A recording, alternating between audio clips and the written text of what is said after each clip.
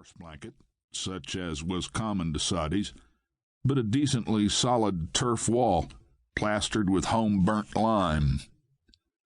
Once the heavy door had closed, Rachel was alone with the sound of the wind. She didn't mind that, at least not for a while. Rachel Zachary was a shy, thin girl, lightly boned and not very big, but with considerable wire built into her by the kind of places in which she had been raised. The Zacharys had shifted ground a good deal, though not all of them understood why, always toward some untamed land. Now, though, they'd stuck it out in this one remote soddy for going on 5 years, more nearly a third than a quarter of Rachel's entire life. While she could not help knowing that this was a desolate and sometimes menacing place in which to live, she seldom thought about it anymore. This year had begun with high hopes. Just lately, in January, Texas had got hold of its own government at last, for the first time since the war. Now the Rangers would come back, and the border battalions and settlers would get some help in their everlasting defense against the Wilds tribes. At the same time, the beef market at Wichita was winding up to boom again, after a series of collapses that had left the Zacharys about as cattle poor as they could stand. They were going to be rich, like as not, soon, this year, this very summer. Only first they must get through this deadly, dragging time of waiting while winter held on, as if spring were never coming back to the world again. Ben, Rachel's oldest brother, had ridden down the Trinity a month ago to look for trail hands. He should get back any day now with a corrida of at least 20 men, 30 if he could find them, and immediately all this dull marking of time would be over. There would be a great swarming of men and horses, and hard pressing action every day as their first huge herd of the year was made up for the drive to Wichita.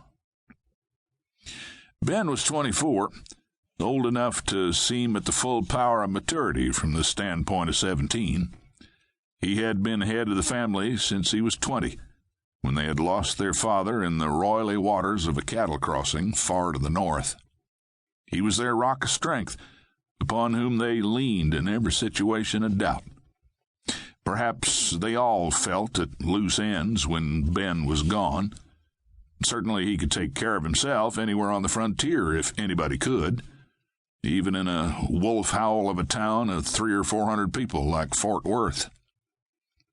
Yet sometimes Rachel's throat hurt as her thoughts skirted the possibility that they might never see him again, for this could happen out here, as Papa had already proved. Was he overdue? Well, not really. Not quite yet. She knocked the ash off the wood coals in the fireplace and set on the 3-legged skillet they called a spider. Then she looked at the clock on the mantelbeam. It was one of the few truly nice things they had, with a little ship rocking away on painted waves where the pendulum might be expected. It said exactly 11 minutes of 4. She remembered that hour all the rest of her life. She'd been fooled by the unnaturally early dusk. It was still too early to start cooking anything. She set the spider off the coals and went to one of their 2 real windows. These, even more than the clock, were their special pride, for they had 18 panes of real glass apiece. They looked south across the dancing bird, so Rachel had to lean her temple against a cold pane to look eastward, past the corrals and downstream.